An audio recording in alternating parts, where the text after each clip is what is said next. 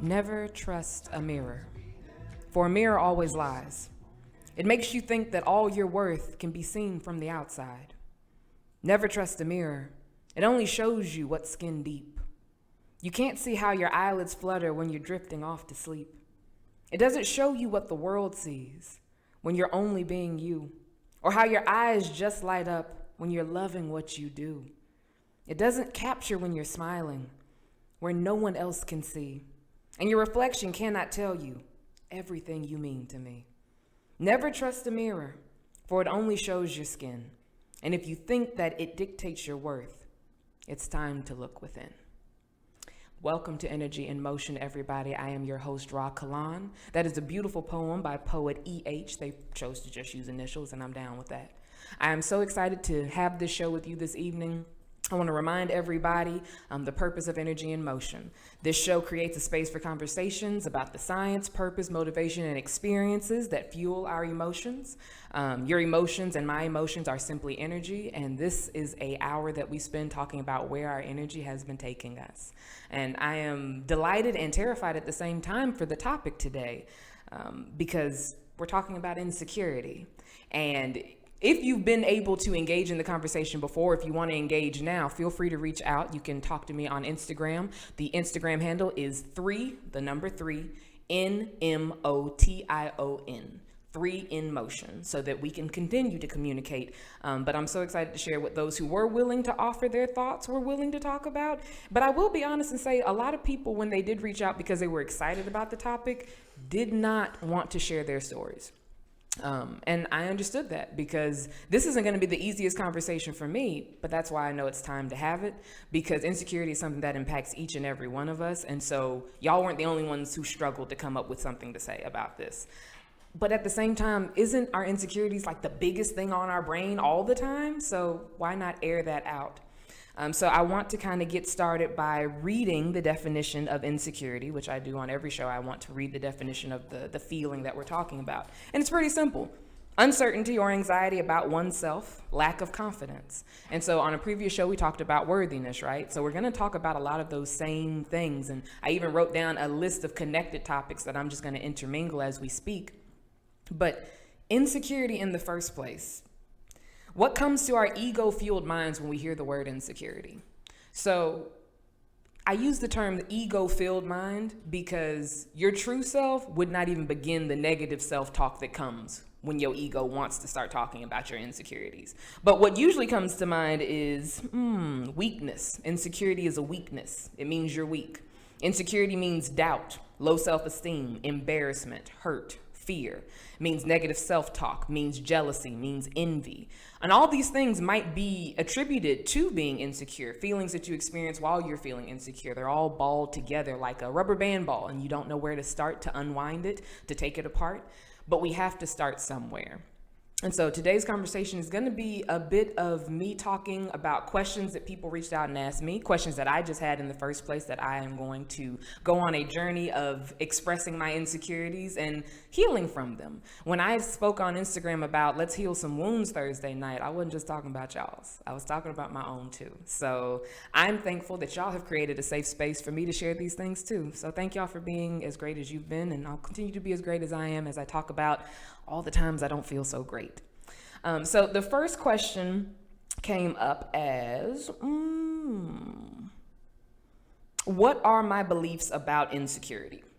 So my own personal beliefs about insecurity is that every single person is insecure. The people who look the way you think you want to look, and the people who have all the money you think you want to have, everybody is experiencing insecurity. And insecurity isn't just a physical thing or a financial thing, you know? I wrote down how, there's mental insecurities like intelligence, physical insecurities. That's the most common one, the most popular one, right? We're all like, oh, I don't like this about my body. I don't like that. But then breaking down emotional insecurities, if you have had traumas, if you have had, relationships that have gone awry and you didn't get closure, that can leave a wound that can fester, and you'll start using the term, well, I'm insecure about that. But that just might be because you haven't gone back to see what that root cause was for that negative experience. Social insecurity, if you're awkward, if you're introverted, or even if you're extroverted, how you experience interacting with other people can sometimes give you some insecurity as well. And then spiritually, if you don't feel secure, if you don't feel protected, if you don't feel loved and accepted, I'm not talking about God alone. I'm talking about just any engagement with a higher being or being connected to something bigger than you. If you don't feel anchored in that, if you don't feel protected in that, then you are kind of blowing in the wind. And that makes good sense that you would feel afraid. It makes good sense you'd feel hurt, that you'd feel weak, because you do want that type of support that man can't always offer. And when I say man, I'm speaking man, woman, people can't always offer. So my belief is that every single person is insecure, and that we get to determine what that insecurity manifests as. It could be positive or it can be negative. And we're so used to insecurities being negative that we forget that it really can be one of the biggest motivators. Insecurity can be such a huge momentum. It can be such a push. But instead, I think instead of riding the wave, we get sucked into the undertow underneath it. So when I was doing some research on it, I had read an article by a woman named Dr. Randi Gunther, and she had done an article for Psychology Today. I don't know how many of y'all read that, but I love that resource. And she actually was able to identify 6 of the main reasons people experience, or she says the 6 most common causes of insecurity. So the first one is genetics. She says, all people have a built-in alarm system to protect them from harm. When threatened, their bodies produce chemicals that help them to survive by fighting, fleeing, or freezing. When the threat is vanquished and their fears subside, their bodies produce another set of chemicals that put them back at ease. And so some people have a more physical trigger, ready response to threats from birth. Those individuals react more intensely to perceived threats and are more likely to anticipate future ones. They are naturally more likely to become hyper-vigilant and ever watchful over time as each new threat emerges. So I don't know how familiar you all are with the term resilience, but that is a genetic trait that can be passed down. And so when someone overreacts to a situation and you're like, well, I wouldn't have acted like that, you don't know what their resilience or their grit level is. And so you don't know the genetics or the nurturing they grew up with for them to be able to know how to handle or navigate situations the way that you might think is best. And so genetics is one of the causes that Dr. Gunther talks about. And also, just so you know, this article is called Insecurity, Love's Most Potent Saboteur. I'm going to make sure that in the YouTube link, once this is posted, that you can go and check out this article because it's dope. The second cause is environmental stressors. People who have suffered trauma in childhood often have more intense fight or flight reactions when they feel threatened. Obviously, bless our hearts. They may have witnessed important caretakers experiencing tragedies or have been on the other end of broken promises, physical or emotional threats, or other losses over which they had no control.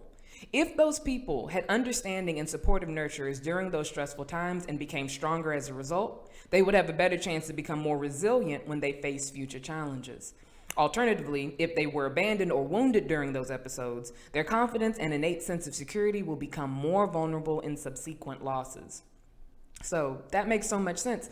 If y'all tuned in to previous shows, especially the show where I talked about forgiveness, having been sexually assaulted as a child, that does have a huge impact on how I viewed my physical interaction with other people, not just people who as I grew up, wanted to be intimately engaged with, but just how people perceived me. Because as a child, you're wondering why or what about me made that person corner me? What about me brought that attention to me?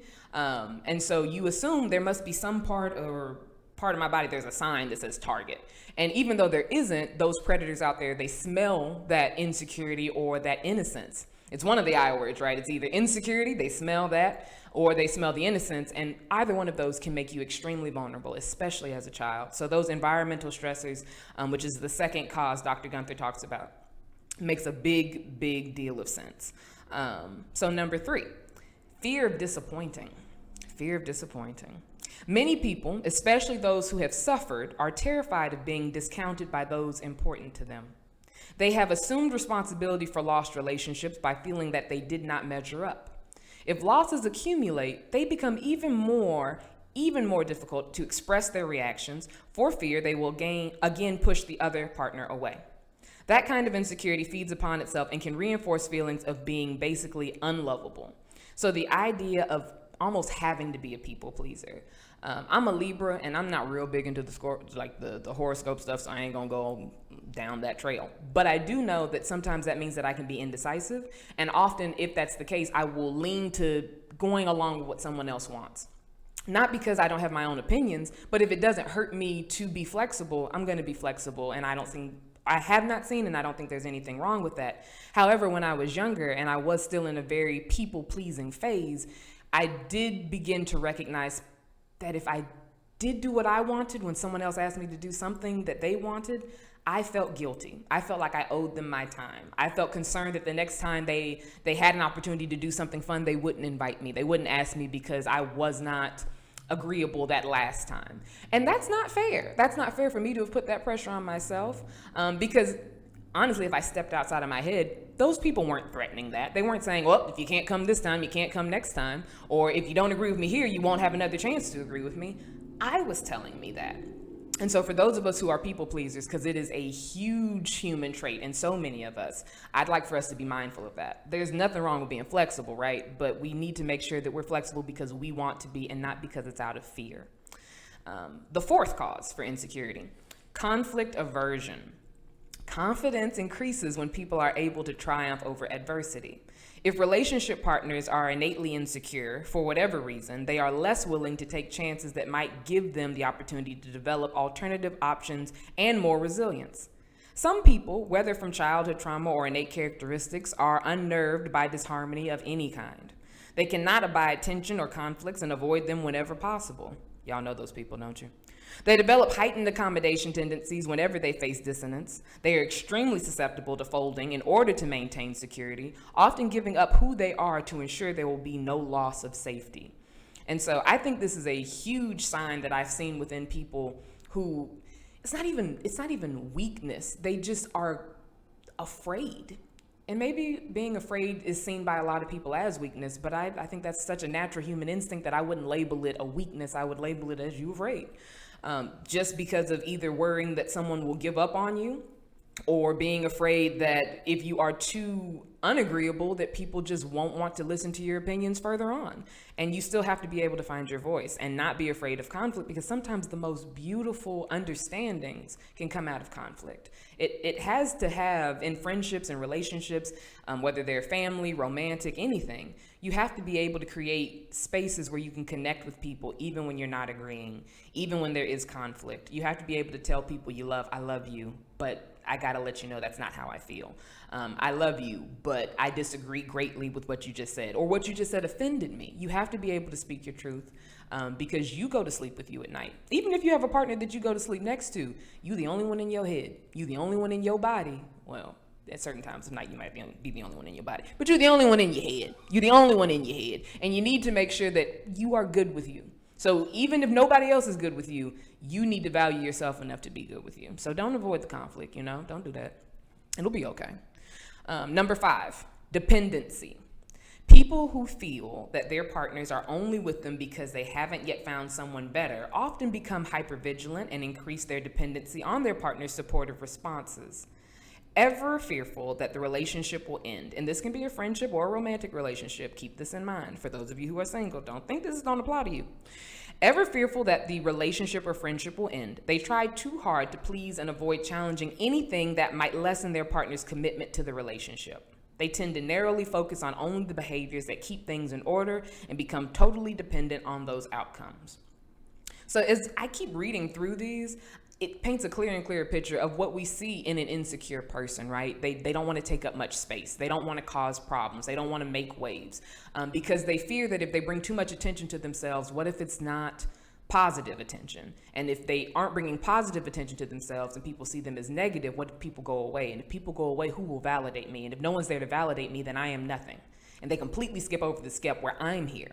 They completely skip that step where I'm here to validate me. And so at that point, you're starting to notice that person is putting the opinion of other people about them ahead of their opinion of themselves. Most likely because they have not determined what their opinion of themselves is. And if they have, it might not be positive. And that can be scary for them. So much of this comes back to fear. And then cause number 6 for insecurity, according to Dr. Gunther, is broken trusts. Intimate partners or friendships who have been abused, abandoned, or betrayed in the past are going to be naturally warier in subsequent relationships. They inadvertently allow past failures to overly influence their future behaviors, especially if they haven't learned from them. If they continue to expect a new love to make up for the past betrayers, or even a new friendship, they are certain to recreate the same patterns that haven't worked in the past. So, for any of you who have trust issues, because so many of us, especially in this generation, we think it's so fun to be like, yeah, I got trust issues. I don't trust these hoes. I got trust issues. I don't trust these men. Like, it's cute, like it's fun, and it's almost similar to the glorified struggle, as in, do you want to struggle? And is that all you want to talk about?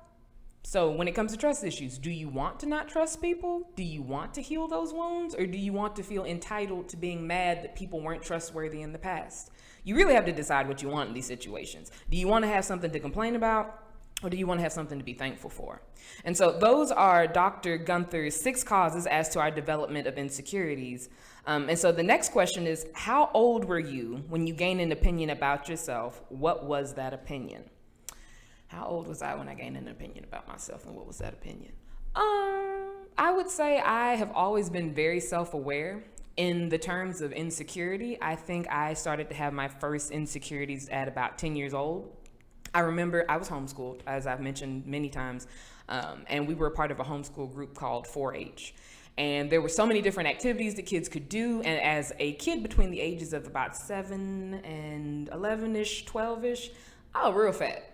Not even chubby, I was real fat. I was like 200 pounds. In that span of time, I was about 200 pounds. And there was one particular occasion, even though I had awesome parents who loved me, encouraged me, did try to get me to eat healthier, but I would sneak other snacks. And later on, we'll talk about how actually I wasn't even just that hungry. I was depressed at the time because of all of the trauma and the sexual abuse that had gone on. So eating was comforting me. But since I couldn't talk to them about that, my parents didn't understand, why is she getting so big? Why does she keep just kind of, plumping up? But at this particular event, I remember from 4-H, it was nighttime. We had an event, and the kids were all playing tag in the parking lot. Because this was sweet and a time where kids played outside. I love it when I still see it happening, but we were playing tag in the parking lot, and I couldn't tag anybody because I wasn't fast enough. And I was out of breath, and I was heavy, and one girl ran by, and she's like, she can't even get nobody. Like, that's literally what she said as she ran by with her bony little legs. She can't even get nobody. And I still remember sitting there thinking like, she's right. Because there was proof. I had been trying to get people. I was not getting them. So what she said, which hurt my feelings, was right. And so in my little emotional / logical brain, I was like, so is there something wrong with me? And I didn't grow up with a bunch of people who would be like, oh, you're fat, oh, you're big. People didn't talk to me like that, fortunately. I know a lot of us grew up with families that said a lot of heavy negative stuff to us. My mama didn't tolerate that. Now, she did let me know, she's like, we need to start exercising because she was worried about my health. But me starting to gain a negative physical self-image came from my lovely peers as I got older. So I would have to say that I was about 10 years old when I gained an opinion about myself in this sense. Because my original opinion when I first got to this planet was, I'm here to do this shit. Like when I got here, I was sure and I was certain and I was confident and I was excited. And I not only know that because I know me, but I also have my parents who have told me many times, like, that's how you were. We didn't have to worry about you. We never had to worry about you. But then as other people kind of trickled in, as people hurt me and there were cracks, what mortar was used to fill those cracks had a lot of insecurity, had a lot of doubt in them. So I would definitely say that the opinion I started to gain at 10 years old was, well, I know I'm here to do this shit, and I know I'm excited and all, but other people don't seem to be as receptive to my excitement and to me being excited or to my approach or the way I look as I am. So maybe I could learn something from them. And if I could go back in time, I'd be like, stop, wrong, don't learn from them, don't listen to them, just keep doing what we've been doing. But we can't go back in the past. We can just love ourselves into the future, and most importantly, in this present moment. So the next question is, who taught you to be secure / insecure? I would say who taught me to be secure would be my mother. My mother and my father. My mother taught me to be secure because she was a lot of fun. She was very lighthearted, and she was very sensitive to how she had been raised. Her mom spent a lot of time essentially poking and prodding at her and her sisters. She came from a time where it wasn't cute to have a big butt, and my mama did have a big butt. So her mom used to make them wear girdles over their hips and their waist, because she was like, you can't go to church with your butt all out like that, even if they were in long skirts, as if having a big butt was offensive as is. So when it came to her complexion, she was high yellow, and she married a very dark-skinned man and had milk chocolate babies. So I never heard comments about my complexion other than compliments. I was never told my hair was nappy in a negative way. She told me my hair was nappy, but she said it like it was a compliment, so I didn't feel negative in that sense. She made me feel beautiful even when she was helping me correct behaviors that weren't healthy. So my mom is who I would say taught me to be secure. Because she made space for me in the world. My father helped teach me to be secure, because I remember when he would pick me up from, because I was homeschooled until 12, and we're going to get there. We're going to talk about what happened when I did get to public school. When he would pick me up from middle school, he'd always make a comment some days when I get into the truck with him, and he'd say, you walk with your head up like a queen. He's like, you never look down when you walk. You're not worried about what you'll step on. You're not worried about tripping. You always walk with your head up. You're my queen. He never called me princess. I was never one of those girls, oh, my little prince. Don't do that. Don't do that. I'm not a princess. I am a queen. And I think I have this attitude that I have further developed in my own way into adulthood because of the seeds my father planted when I was a little girl. There's a video of me when I'm 7 days old. Sweet video of my father walking around the living room, bouncing me around, telling me all the great things, all the amazing things I will be, all the amazing things I will do, all the people I'll bless. And there's power in word. Those things sunk into me. And it's almost like they are invisible tattoos written on my skin. I know what I'm here to do. And so as I grew up, I could also further see, even when me and him didn't see eye to eye, he was kind and still mindful of the fact that she's my queen. She is a queen. She needs to know that so that she can advocate for herself. And because of him, and being a male influence in my life. So I wasn't necessarily going out looking for young men to tell me, oh, am I your queen? I don't got to be anybody else's queen. I'm my own queen. And so I would definitely say that my parents taught me to be secure. Now, who taught me to be insecure? Who taught me to be insecure? Like I said, my peers. And I can't even blame them, because they were projecting their own insecurities. But when I got to public school, I was the only girl who had locks. Probably like I've mentioned before, Katrina hadn't hit. Lil Wayne wasn't popular yet. Locks just looked nappy. Locks just looked like you were lazy to do your hair. And they didn't understand the history behind it, or the purpose behind it, or the beauty and the meaning behind it. And honestly, at such a young age, I didn't fully understand it. My mom had talked to me in depth about it before she put the locks in my head. But you preteen, I ain't listening. So when people would start to talk to me about, you a Cheeto head, why you so nappy? Why don't you cut those things out? Why don't you get, a lace front? Why don't you do this? Why don't you do that? Their questions seemed valuable. And I would think, like, why don't I do that? Everybody else is doing that. There must be some stock in why everybody else looks this way and why I look different. And you would think if there's only one thing different, that must be the wrong thing. And I started to internalize that thought of, maybe I'm the wrong thing. But I think it's something about the words my father spoke over me, and it's something about the way that my mom made it lighthearted that I was nappy, because I just refused to cut the locks. And so I got more and more ingrained in the idea of, I don't know how I'm going to defend myself, but I know I'm going to have to be okay with me. And I didn't have deep thoughts about, I've always had deep thoughts, but I couldn't articulate those thoughts at that young age. I just knew to hold on to myself, even at the moments where I too thought I looked particularly nappy. I too thought I looked a little bit lazy with how my hair looked. One lock is sticking out this way, alfalfa ended up here. And I'm like, why do I look like this? But something in me told me eventually this will pay off. And while you can't tell right now, it did. Eventually those locks that were Cheeto head length flowed all the way down my back, and those same people, as we all notice, slowly slid into the Facebook DMs years later. Y'all ain't allowed in there. Okay, so who made me insecure? Childhood friends, peers, public school. That's a good way to put it. Public school made me insecure. I should have stayed homeschooled. So I want to read from a lovely Instagram follower, as well as a awesome sister-in-law. Let me just call her what she is. KLove394, because she sent in a share about her own experience with insecurity, and I want to make sure that I do it justice. So she wrote, insecurity is something that colored the lens that I viewed myself from for a very long time. And it came from a toxic environment with people who didn't know any better. A person's environment shapes how they see themselves. Your environment is your reference point as a child. Insecurities about my height, my race, and color, because yes, those are two different things, my hair, academic aptitude, and my willingness to voice openly my dreams morphed a vibrant girl into a meek mouse. The environment that you place yourself in or are placed in is thoroughly important.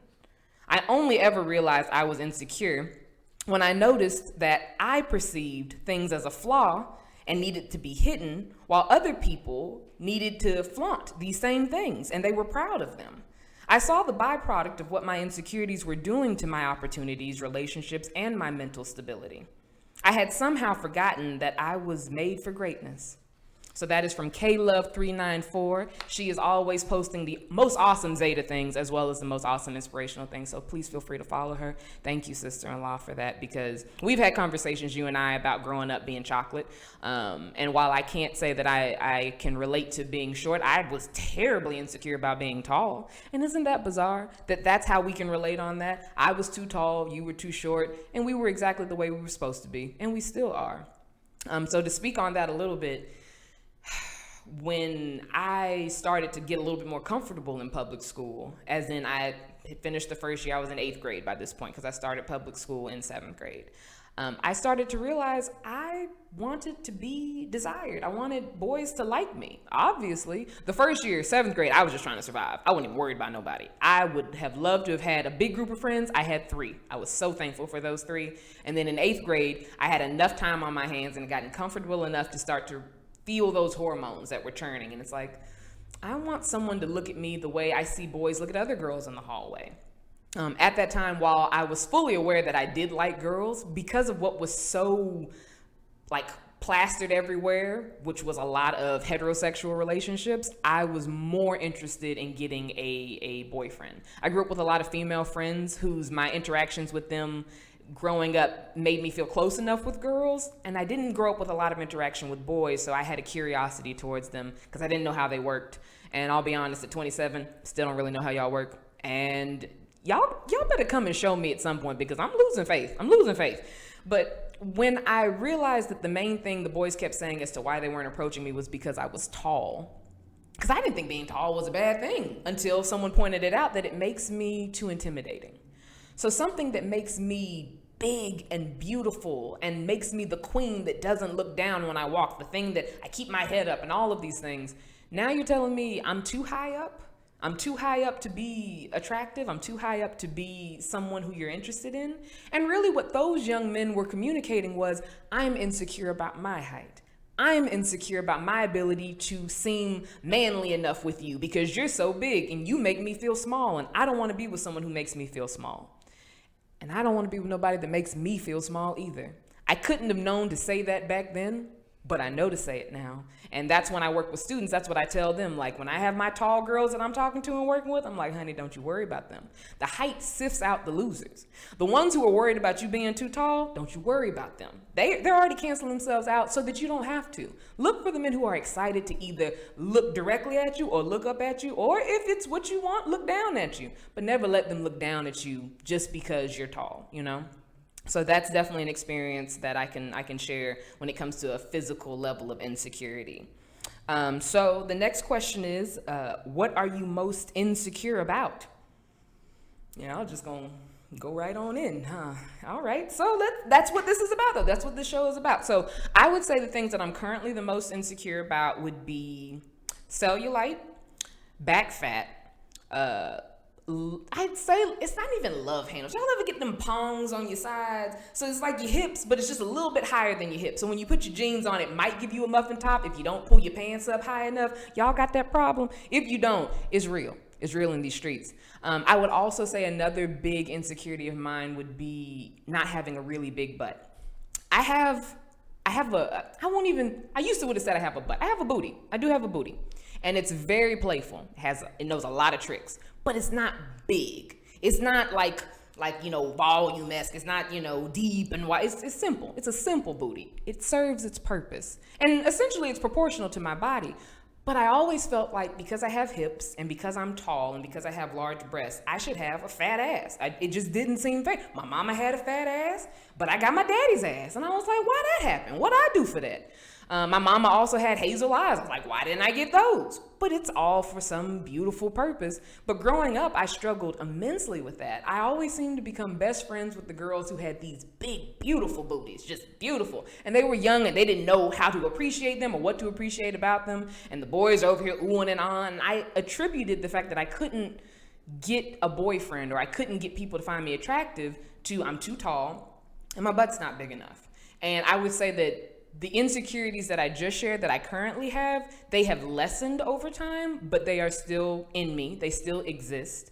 And they are things that when I get dressed every day, I'm aware of. And that's what I think I wanted to talk about this because of is insecurities are something that we almost like wear as an accessory. Even though you're trying to hide it, you're wearing it. You're wondering if people are looking at it. You're wondering if, the big shirt you threw on or the bigger jacket you threw on over your outfit distracts people from whatever you're trying to hide. I have students who are in sweaters in this weather, sweaters in this heat because they are that uncomfortable in their bodies. And I understand. I look at them and I'm like, girl, if you pass out now, that ain't gonna be my fault. But I understand the fear of someone looking at them and feeling, or them feeling like they are disgusting. Disgusting is such a mean and heavy word, but I think it's necessary to use in this conversation because that's flat out what most of us are feeling when we look at ourselves and we do not approve. If you follow me on Instagram, I had put a picture of this great thing I found on Pinterest. And when I say great, it was terribly sad, but it was great because it was so relatable. It had said something along the lines of, the body cries out, why are you so unkind to me? And I say to it, because you don't look like them. That's it. That's all it says. That's all it needs to say, right? Because think about how when your body does not look the way you want it to look, think about all the disgusting things you think about yourself that you hope nobody else thinks, but that you're terrified they'll notice. So you dress a certain way or you stand a certain way, even down to posture. I notice some people slouch because they're worried about something or another, or some people suck in all the time because they're trying not to seem fat. And it's like you're physically uncomfortable all the time because of other people's potential dislike of how you look and your constant dislike and disapproval of how you look. And that just has to be exhausting. And I can say it has to be exhausting because when I do catch myself on negative self-talk, like rants, I'm drained. I don't do it for long. I do not allow myself to talk down on me for long, but I will be honest. There are moments that I wake up, if it's a bloated week, and I walk past that bathroom mirror and I'm like, is that the Grinch? Who built like that? Why you look that way, girl? And I'll ask myself all types of questions. And then in about 20, 30 seconds, I'm like, hold on. Who am I talking to? I'm talking to a queen. I am talking to my friend. I am talking to my love. How could I talk to my friend and my love that way? And I start to apologize to myself because I can surely hurt my own feelings. And I don't know about you. I don't know the last time you apologized to yourself, but it's long overdue. Let me tell you, if it wasn't like 5 minutes ago, it's long overdue. Because at some point in today, you probably said, oh, why'd you do that? That's dumb. You're stupid. Why? You're a human. You're allowed to make mistakes. And I think we have to get into a space where we're not trying to correct ourselves so that no one else has a chance to correct us. We're trying to guide ourselves so that we're on the right track. And that it's not a fear of repercussion or judgment or rejection, but that it's a joy of self-acceptance. And I know that sounds so pretty when I say it. I'm not naive enough to think that that's easy because that's still something that I struggle with. I'm a very confident person, but my insecurities are still, I put them on like earrings every day and I navigate with them every day. And I tend to talk about them. I find myself having conversations about them because it's almost like taking power back from it. I used to have a very, and she'd be honest about this, a very overweight friend. But the reason why I say this is because she always would make fat jokes about herself before someone else could make a fat joke about her. And I asked her one time, why do you do that? Because I found it very obnoxious. And she did it almost compulsively. And I could tell she didn't want to do it, but she was trying to beat people to what they could say about her. She wanted to say it before they could because she felt like there was more power in that. And I had to let her know, we're not thinking that all the time. You think that, but we're not thinking that every time we go out to eat, every time we go shopping. That's not our experience of you. That's not how we see you. But because of that, I think I took some of that and I twisted it so that when I am having these conversations with people, especially students, young girls, because of how influential or easily influenced they are, I let them know, like, oh girl, you worried about your arms? Your arms gonna be all right. I could fly away right now. You gonna be okay. You gonna be okay. And I take power in that, not because I think they think that about me or that they were gonna be like, oh, well, you know, Miss H got big arms anyways. I don't think that. What I do think is that there is a way to relate to people to let them know they're not the only one. I don't have to put myself down necessarily every time in order to relate to them, but sometimes because of how confident I might come off, people might forget, no, I know that feeling. I know what it's like to try to hide something. And in the space that they have with me, I want them to know that's not necessary. There's not a need to hide because you're amongst friends. Let's see. Ooh, time for another share. Okay, so my beloved, and I've talked about her before, my beloved Chatney. She wasn't able to make it to the studio tonight to just be in the audience, so I'm sad about it, but I'm thinking of you, boo, and I love you, and I'm thankful that you sent in something to share. So I love Chat_NEE on Instagram. Follow her. She's an amazing mom, beautiful woman. She writes, good morning. I guess insecurities for me was something I dealt with my whole life. I've always felt like I was pretty, but I didn't like how heavy I was. Around 2016, that was the first time I felt really confident and so sure of myself. I didn't have any insecurities for the first time in my life, and at that point, I was 26. Around 27, I got pregnant, and since then, I have been back to those insecurities because my body shifted and changed. Insecurity for me makes me feel like I look disgusting, and I'm constantly feeling sorry and bad for myself. I've just started working out again, and right now I'm feeling pretty good about myself. Yeah, you are, girl. But it's a constant struggle for sure. When I said I want to get back to 2016 Chatney, it's not just a look. It's a feeling of being free in my mind with no worries or doubts. No insecurities, no stresses. So, yes, sister, right there with you about the shifts, especially if there's ever a time in your life where you do kind of look the way you think you should look. Even then, I remember in 2016, and she did embrace it. She knew she looked the way she wanted to look. She had this aura about her. She glowed. She just moved. She wore these outfits that you could finally tell she was confident in them because she always was stylish. You've always been stylish. But you just had this glow because you were so excited that you had reached a point in your life that you could be relieved about you. You could be accepting of you. And I think for me, I would say I was always trying to get back to, maybe it was 2011 Rah, because in 2011, I was in the gym.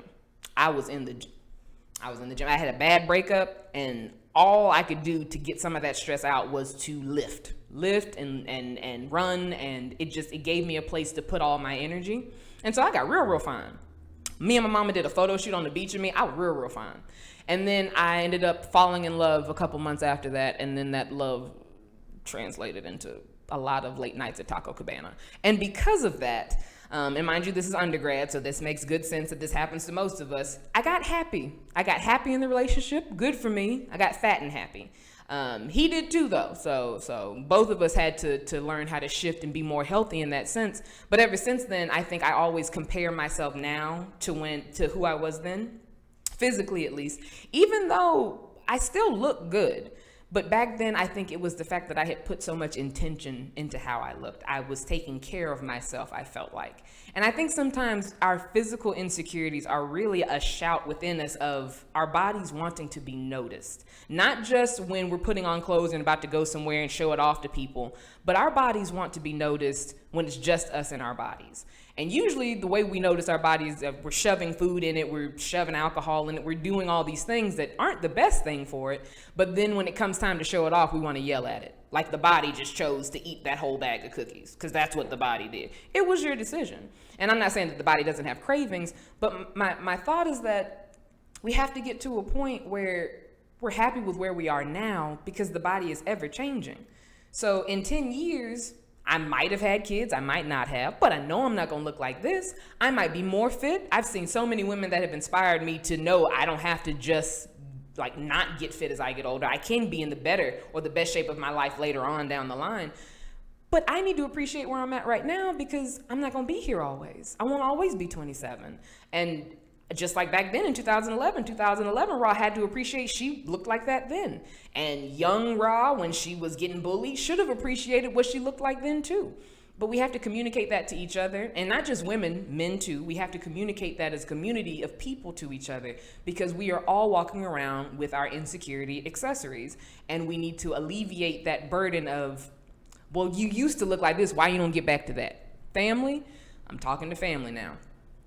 Don't be mean to people in your family when it comes to how they look. When someone's getting big, don't bring it up at Thanksgiving in front of everybody. If you actually have a comment about that, if you have a concern, the most appropriate thing to do is to pull them aside and say, hey, remember when you used to do this and that? I know that brought you a lot of joy. You know, rock climbing, that brought you a lot of joy. Why don't you do that anymore? Instead of saying, you're getting big. Now, I know some of us come from families that we're just blunt like that. And there's a way to say things. I'm not knocking the bluntness. But follow it up with the fact that you're valuing their internal well-being, not just their external appearance, because that's a key thing. We all want to be accepted and loved, but mainly we just want to be accepted and loved by ourselves. We can navigate the world much easier when we accept and love ourselves than when we just keep waiting for other people to do it. But because family started with us, and oftentimes if it's solid family, they end with us, we let their opinions really seep in. And like I said, I fortunately didn't have a family, immediate family that talk like that. I have family that in Tennessee or in Georgia that will light you up if you gain, 5 pounds, 10 pounds, but my immediate family did not behave that way. And so I try to create a space where I don't allow other people to behave that way. Not that I have control over what they do, but I don't want them to think it goes unnoticed. I think sometimes we have to call each other out, even if that is conflict. And if you're insecure, conflict might be something you're trying to stay away from. But I advocate for myself and I advocate for my people. So when I'm around them and their family getting a little out of line, I'm the most respectful person. I'm like, hey, worry about yourself. Worry about yourself. So let's get to the next one. Did you ever grow past being insecure? If so, how was that experience? I've already answered that essentially. I have not grown past being insecure. I am still insecure about many things. Mainly the things I shared with you, but there are other things that I get insecure about. My girlfriend is extremely smart. And sometimes I wonder if she'll get bored with me because I'm not smart the way that she is. And so I encourage her to make friends with other people who can stimulate her in that way. And it's not that I'm dumb. Got a 4.0 in grad school. But the way that she's smart, the things that she cares about, the science and all these things, the chemistry, all of these things, building things, I'm not savvy in that way. And so when you think about relationships, you always want to be able to have common ground with the person that you're with. Fortunately, we have other common ground than that, so I don't spend a lot of time being bothered or insecure about that, but that's a perfect example of like a mental or an intellectual insecurity. So I would say my experience growing up with insecurities has lessened or it's softened, but I do still have them. And so as we get towards the end of today, I'm going to talk about a couple of tips that I learned about in the midst of planning for this show that I definitely plan to use because it made sense to me. So hopefully it'll make sense to you too when we get there. Ashley. So I have another really, really good friend named Ashley. She is awesome, great woman.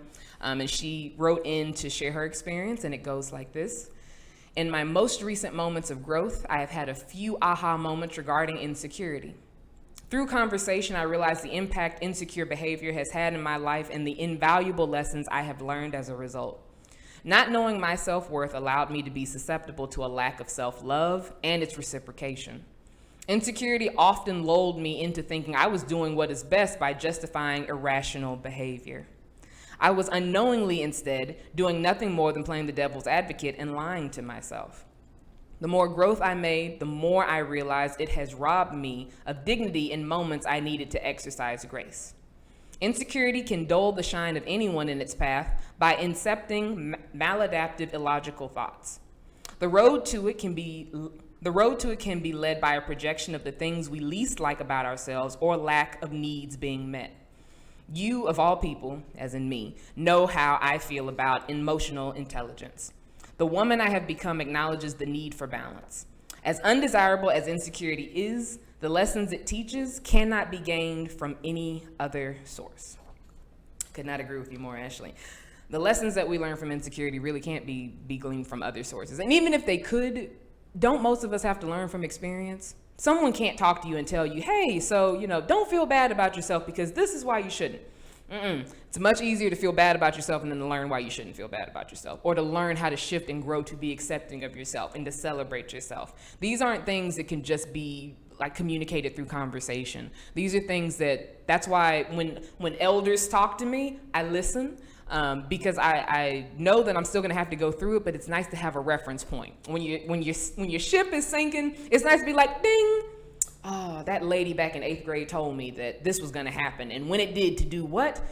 Unfortunately, sometimes I don't remember what the advice was. I just remember someone talked to me about it. But other times I actually can remember it. And so what I'm hoping is that either I remember the good advice I got in the past, or my inner self always knows what I need and will lead me back to exactly the answer and the healing that I'm supposed to receive from that lesson in that moment.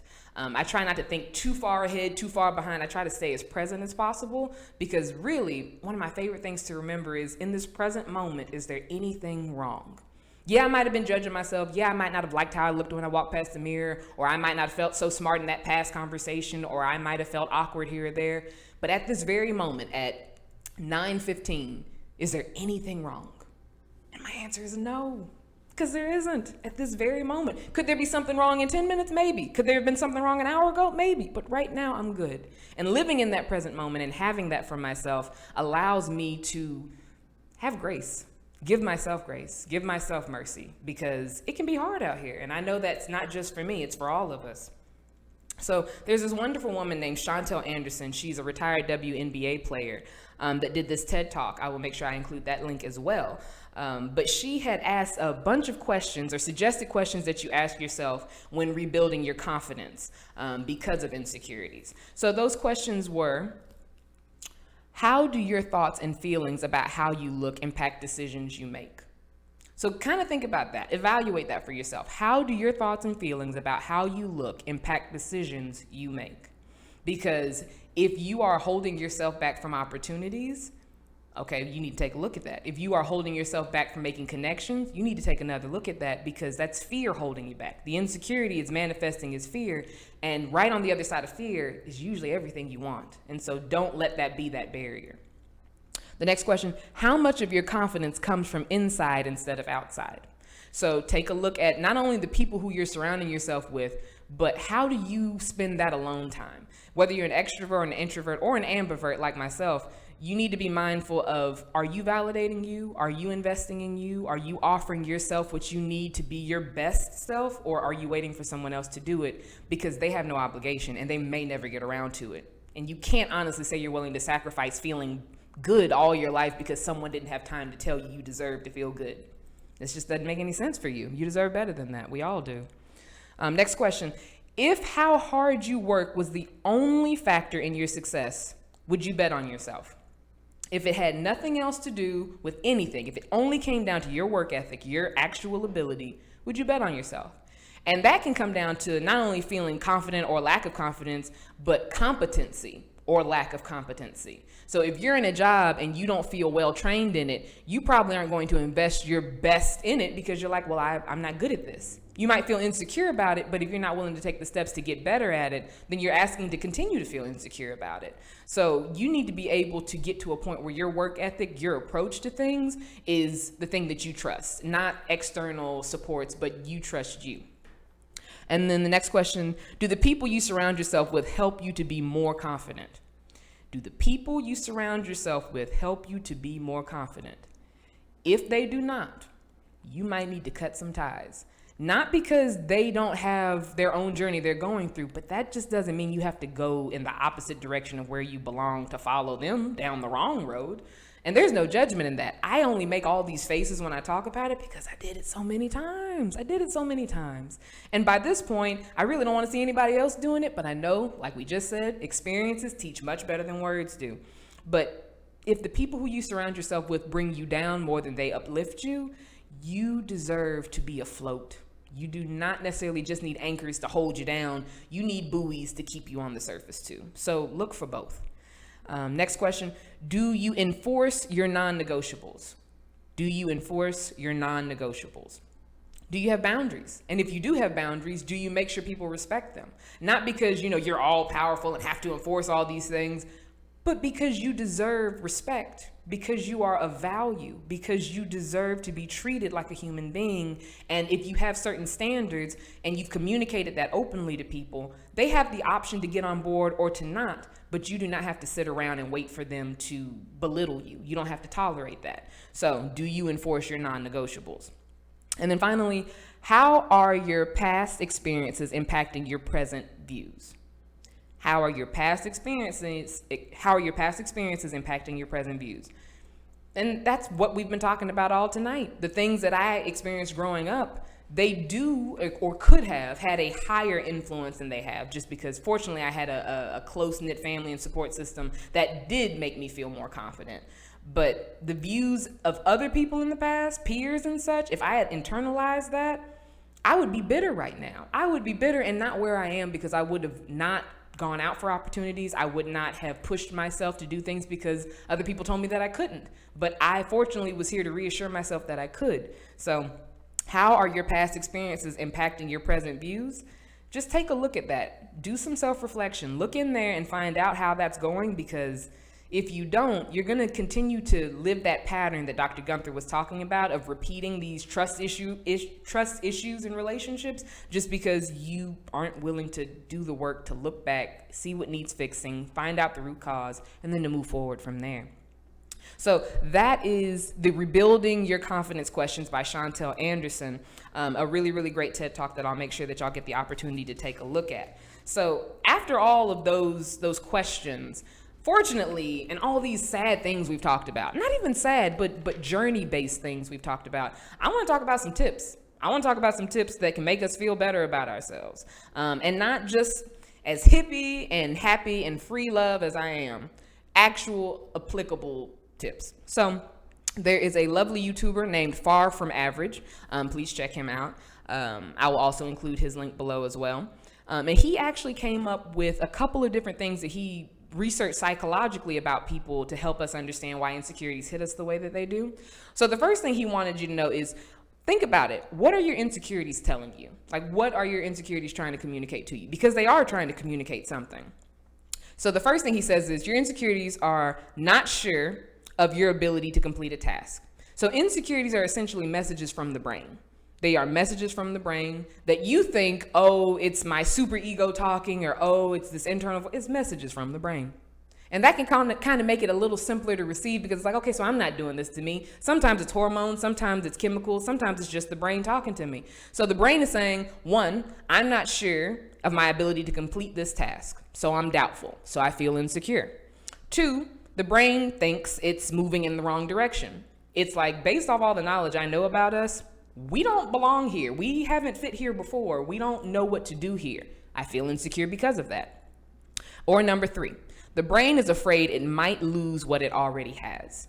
And so if the brain is afraid that it's like, I've acquired this, and whether it came easily or not, I don't want to lose it. It's always wanting, we as human beings are always seeking reward and trying to avoid losing something or punishment or pain. And so the brain is worrying when it's going through these insecurity messages it's sending you, it could potentially be worried about, hey, if we do this, we might lose something, so let's not do it. And that's how you end up listening to that fear to hold back because you're unsure. So one of the most powerful, like I said earlier, motivators is insecurity. Once you understand, and this is what FarFromAverage says, once you understand the feelings of insecurity are just messages from your brain, you can reassure your brain of its concerns. So your brain is just like, hey, I don't think we know how to do that. Do we know how to do that? And if you're like, well, no, we don't, and the brain's like, then let's not do it. But if you can reassure your brain, no, we don't know how to do that, but I have intentions to learn before I ask you to do it in front of people, then the brain can be like, oh, okay. So we're going to get trained in this first. And then the brain can get on board with you. It can support you in whatever you're trying to do. If you're saying this summer I'm going to wear a bikini, and the brain's like, hey, we don't think we would look appropriate in that. And you're like, well, actually, I plan to eat right. I plan to do a couple things to love on my body to make us feel good about this. The brain's going to be like, oh, cool, pop that bikini on then. And maybe not right away, but it gives you an opportunity to at least reassure yourself of, I hear your concerns, brain. I do hear you, but I got it. We got it together. I'm not going to make you go through it alone. I'm not going to make you go through it unprepared. We can work this out and get prepared. So FarFromAverage talks about, how do you stop being insecure? realistically, there will always be something that you're insecure about. So let's just go ahead and put that out there. You're not going to heal yourself from all your insecurities, but you are going to be able to navigate them, and you are going to be able to become more self-accepting. So the first thing he says is recognize your brain is telling you to change something, grow or change directions. So recognize that your brain is telling you to shift. So that doesn't have to be negative. I think some of us think that as soon as we're told to go a different direction, it's like, I got to start over. No, it's not necessarily a starting over. It's just a better path. And so if something is asking you or telling you, I'm not good enough here, it's not that you're not good enough. Maybe you belong somewhere else. Maybe you should be doing something different. So recognize your brain is just telling you, hey, we need to grow. We need to shift. We need to find a new lane. 2, write down the root cause and then self-reflect on it. Write down the root cause of your insecurity. I don't know how many of y'all journal, but it's very important that there's power in word and speaking word and in writing it down. Sometimes writing down experiences and then looking at them on the page and getting them out of yourself can be very therapeutic. So make sure that you write down this root cause and then reflect on how did that happen? How old was I? When did it start? What other situations have fed into that? And then you can kind of understand the history of the insecurity. You can understand how it built up all this strength to be able to overpower your confidence the way that it does.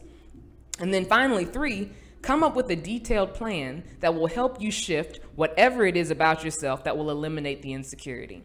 So after you've written down what the root cause is, so let's say that my root cause of insecurity is I don't like how I look, I think I'm too big, I want to lose weight. So I can come up with a plan on how to lose weight. What ends up happening is that we don't always want to do the work. We think it's easier to just feel bad about ourselves. Sometimes, I'll be honest, I would rather. Sometimes that Chipotle is so good. Sometimes that crawfish, that burger, whatever is so good that I'm like, I'll be thick for another couple months. It'll be okay. But then later on, I'm like, no, it's not okay. I don't want that for myself. And so in this conversation, I'm not encouraging you to change anything if you actually enjoy it and value it about yourself. What I am saying is that if you do not enjoy it, if you do not value it, you get to change it.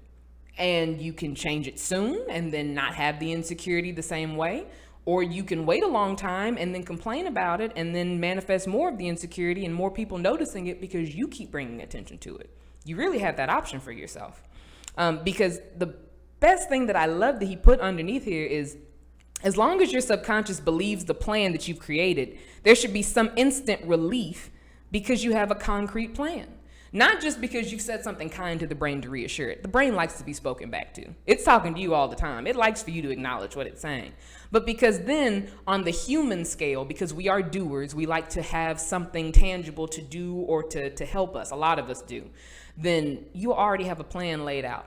So what we're asking you to do is recognize what your brain is telling you, write it down, self-reflect on it to find out where it got its power from, and so that you can learn what it's asking you to shift or grow from so that you can decide, do I want to grow into that? If you do not, you might want to change directions. If you do, go ahead and do the work, because once you do it, you're going to feel so good about yourself. I think Chatney can attest that when she did the work and she was in the gym in 2016 and she was putting in all this work, it was exhausting, but she loved how she felt. And so not just in a weight loss sense, if it's education, if you don't feel smart enough, just start teaching yourself things. No one is going to judge you for that. They're going to applaud you for that. No matter what the insecurity, spiritual, social, physical, emotional, you have options, and you can grow and you can shift and you can change. It's just up to you as to whether you want to just talk about it or, as they say, be about it. And I encourage you to be about it because you deserve to feel better about all of these different things. So I want to briefly, I say briefly, it's not really going to be that brief, but I'm going to read something that I wrote a couple years ago, and it's called The Tale of Bright Eyes, and this is going to be our Take a Beat segment. So I want to go ahead and tell you to relax and get ready for it. The Tale of Bright Eyes. Let me know if you can relate to this. In the very beginning, you grew up seeing the world as a place welcoming of your questions and curiosity. You loved triumphantly, effortlessly, in fact, and found it a privilege to beam with satisfaction in the beauty of simple things. It seemed that those same simple things loved to beam right back at you. You loyally loved those who took care of you, whether mama and daddy, grandmama and papa, and they taught you a lot about what woman and man's relationship was to be formatted as. You even internalized their characteristics because since that's what you saw, that's what you thought you were meant to become. And oh girl, how much you loved you. So much so that you had no idea of what not loving yourself felt like. From your crazy strands of hair to the soft but sturdy soles of your feet, you were a conqueror, and you were fully aware of it. At some point on the journey, though, someone hurt you. Someone made you feel like the world wasn't listening, did not care, did not want you. Someone made you suspicious of man's intentions with woman and distrusting of how woman blindly adored man. Some broken person took advantage of you. Some bitter person spoke anger into you. Mama and daddy turned out not to be all that they seemed. No matter the case, all of a sudden, the bright-eyed girl who loved life as it loved her was tucked away. You did not trust her hopeful disposition, for the world was no longer a hope-filled place. However, whoever it was that replaced her turned away from satisfaction and simplicity and took up a twisted romance with doubt and insecurity. That beautiful, barefoot in the summer afternoon, hair sprawled everywhere as she threw her head back to laugh, soft, baby fat having girl was unable to find satisfaction within the natural wealth that had always been hers. She could not see the warm undertones to her skin, just that it was too dark or too light or covered in too many freckles or blemishes. She could not feel the way her curves lovingly hugged her frame. She just saw stretch marks and cellulite jiggling and bouncing. Tell me, girl, how did your body's natural ability to dance become something you were ashamed of? She could not hear the way the wind whistled at her as she walked by. She just noticed her hair being blown out of place and cursed the weather she once celebrated. And all the while, that bright-eyed girl deep, deep inside watched what we went through. She knew that the heartache you had experienced so young was deathly contagious and that it had hardened you. So, Bright Eyes strategically whispered to you from your insides. In moments where the radio stations weren't up so loud or the music videos didn't consume your attention, she would promise you that no matter what you saw, smelled, tasted, or touched or heard, that you were unspeakably precious, and that life, as well as her, were still madly in love with you. You waved her whispers away at first, like swatting a fly, not needing the lovey-dovey distraction to deter you from your aspirations to dress like her, have that guy, be that size. There was no time to love who you really were, as you were simply too focused on becoming who you really were not. But her whispers kept calling to you. Sometimes while you were sitting in the church pews, sometimes while you were at a sleepover, or sometimes when you were with a person you desired. Bright Eyes began sounding like an old friend who it just wasn't so cool to hang out with anymore. She knew you better than anyone, though, and was always there to encourage you to still take barefoot walks in the evening to recharge from your day of big girl strutting. That was your time. Time to take off the heavy mask and be vulnerable. And in those moments, whispers evolved into full-blown conversations with Bright Eyes that went something like this.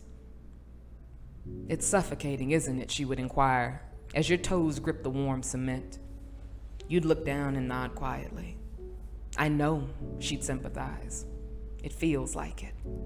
You would try and explain to her that the world just wasn't how she remembered it to be, and that you saw terrible things happen to remarkable people all the time, and that to end up anywhere worthwhile, you had to know your role and play the part. And she would listen intently, never interrupting.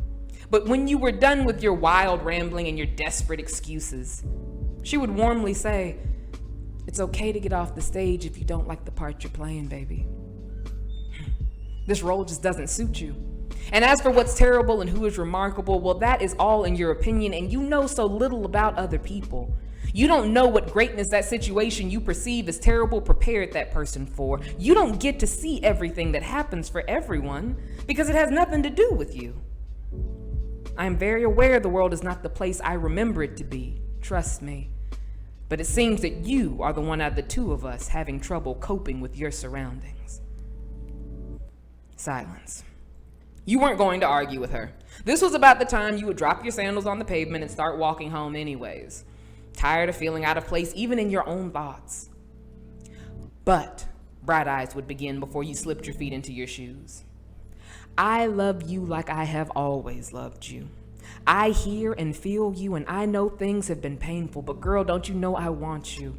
Don't you know that I've never stopped wanting you? There's not a lie you could tell, a thing you could say, a short dress you could wear, or even a person you could sleep with that could take anything away from this love. You are me, and I am you, and I would absolutely never turn away from you. I don't blame you. I cherish you. I won't judge you. I'm here to console you after you've gotten through comparing and judging yourself. No amount of money in the world, no man or woman, and no outward approval could fill the void that you've been feeding since that dark moment way back when. Only we can do that. We could fix it together, though. We could fix it for us. But if you insist on continuing like this, I won't stop you. Just understand you also won't stop my whispering. I've got too much to say when it comes to you. I will drive you crazy with butterfly kisses. I will sit up and love on you through your ugliest nights. And I will make the sweetest part of you want to dance each time you step into sunlight. That's a promise. So be kind to you for your own sake.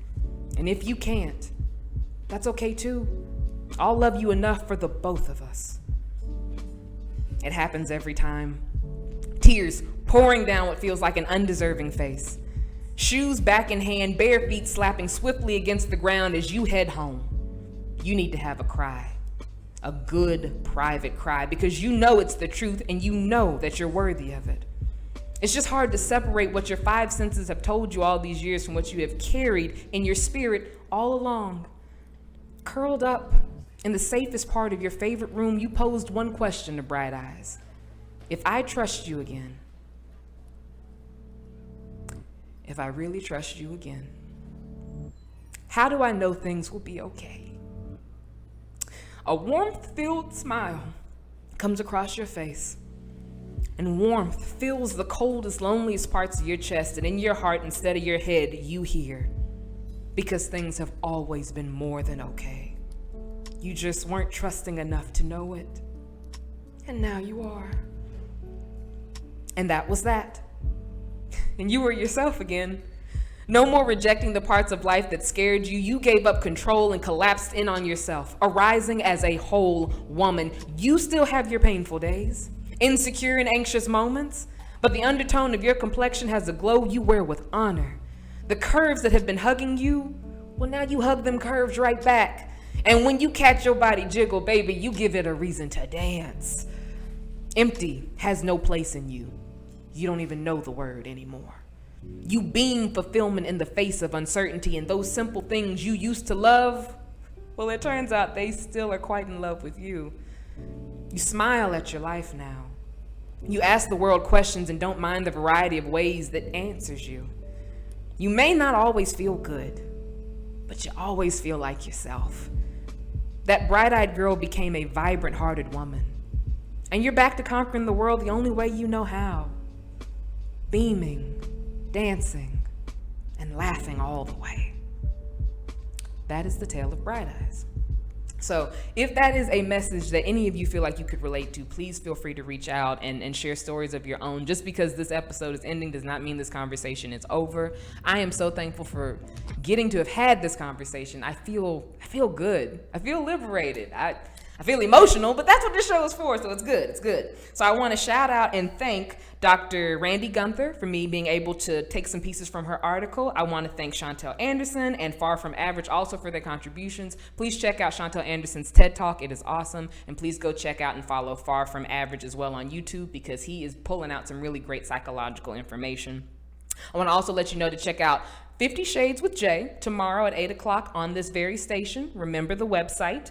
And then I also want to obviously pub for June 20th, when the next episode of EnergyNMotion will be brought to you specifically. And I'm trusting it'll be exactly what you need to hear on June 20th. But if you want to know what we're going to talk about in advance, you obviously have to follow me on social media. So that means that you need to go ahead and add at 3NMOTION, 3NMotion, okay? So I thank you so much for your time this evening. I enjoyed myself, and always, you feel what you feel, and you deserve to heal.